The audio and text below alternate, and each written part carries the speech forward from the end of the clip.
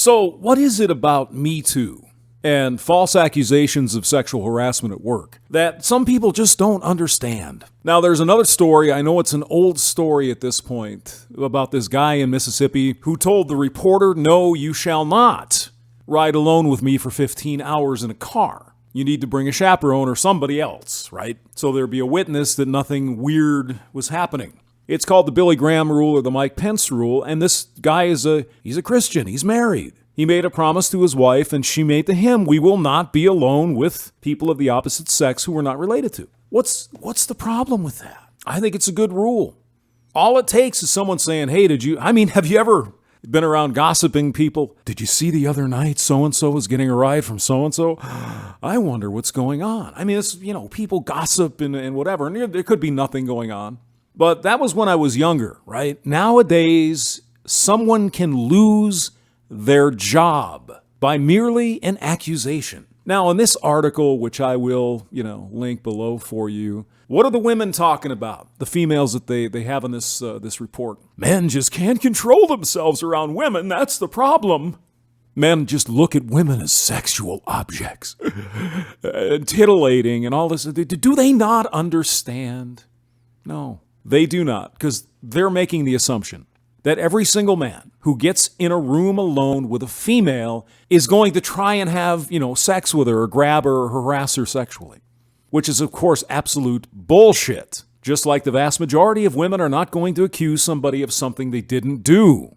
But there are men who will do these things. And there are women who will falsely accuse somebody for whatever reason they have in their mind of sexual harassment. And when a woman accuses you of sexual harassment, especially when there are no witnesses, he said, she said, they believe her, they pack your shit, put it in a box, you're walked out the door. A lot of these companies have zero tolerance for this. Somebody makes a complaint, you're done. Doesn't matter if it's true. And so that's what these men are talking about, Mike Pence and this Mr. Foster and Billy Graham. If you're not alone in a room with someone who isn't your wife, who happens to be a female, they cannot accuse you of something because it is the accusation. It's not the actual violation. I mean, if somebody gets handsy on you at the office, report them to HR, because somebody like that ought to be fired or disciplined at the very least. That's not the way you treat people at work. No one should have to put up with that. However, women seem to think men should have to put up with them falsely accusing men. Now, like I said, not all of them, but there's enough poison M&Ms that it just makes sense to take precautions. So some of these comments are just absolutely laughable.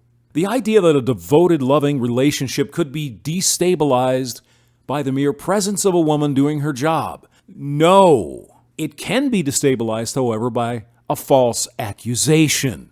Janelle. It's unfreaking believable. And I know they know this. But they're also making the assumption that all men are predators, harassers, all of these bad things.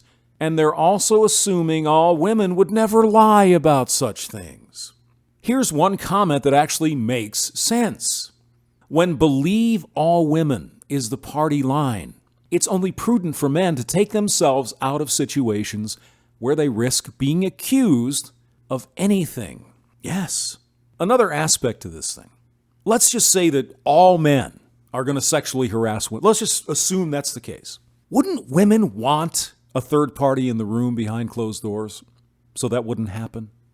Wouldn't that be prudent? Wouldn't that be the logical thing to do? Okay, I'm worried about being sexually harassed. I'm going to get somebody from HR or my husband or something. Why would that be such a problem? Doesn't it protect both? It's a freaking win.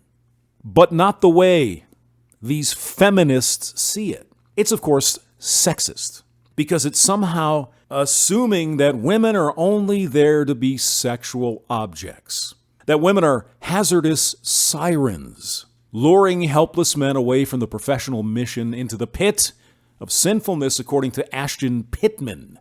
That's not the freaking point, is it? They will deny this as a reason. These men don't trust themselves not to misbehave around women. It's absolutely unbelievable, the absolute lack of logic and thinking in their head. Well, wait a minute. If it's behind closed doors, nobody knows what's going on. What if he accused her of sexual harassment behind closed doors? Do you think she would be fired? You know that is not the case. Because believe all women, me too. Guilty before proving yourself innocent. You won't even have a chance. If you're accused of this at work, you're done. That's what the Graham Rule is about. It is not sexist, it's self-protection. And you feminists, you can't have it both ways. You can't say that an accusation is guilt and then expect men not to freaking not want to have meetings all alone with women. It's frickin' clown world, people. James Maxwell, thank you for listening.